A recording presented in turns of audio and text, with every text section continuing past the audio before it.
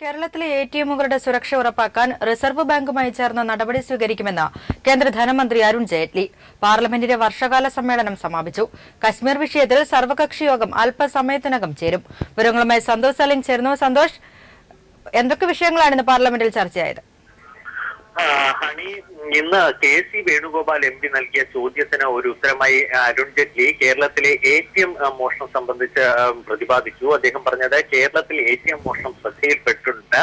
ഇത് സംബന്ധിച്ച് കൂടുതൽ സുരക്ഷ ഉറപ്പുവരുത്തണം. മറ്റ് സംസ്ഥാനങ്ങളിൽ സമാനമായ രീതിയിലുള്ള മോഷണങ്ങൾ ശ്രദ്ധയിൽപ്പെട്ടിട്ടുണ്ട്. ആ സാഹചര്യത്തിൽ റിസർവ് ബാങ്കുമായി ചേർന്ന് എ.ടി.എമ്മുകൾക്ക് കൂടുതൽ സുരക്ഷ നൽകുന്ന കാര്യം ആലോചിക്കും എന്നാണ് അറിയിച്ചത്. ലോക്സഭയും രാജ്യസഭയും വർഷകാല സമ്മേളനം പൂർത്തിയാക്കി അല്പസമയം പിരിയുകയും ചെയ്തു. ലോക്സഭയാകട്ടെ കാശ്മീർ വിഷയത്തിൽ ആശങ്ക വ്യക്തമാക്കിക്കൊണ്ടുള്ള പ്രമേയം പാസാക്കുകയും ചെയ്തു. 2 മണിയോടുകൂടി കാശ്മീർ വിഷയത്തിലുള്ള സർവകക്ഷി യോഗം പാർലമെന്റിൽ ആരംഭിക്കും. നരേന്ദ്രമോദി യോഗത്തിൽ പങ്കെടുക്കും. കശ്മീർ വിഷയത്തിലുള്ള സർവകക്ഷി യോഗം അല്പസമയത്തിനകം ആരംഭിക്കും. വിവരങ്ങളാണ് സന്തോഷ് സർലിംഗ് നൽകിയത്.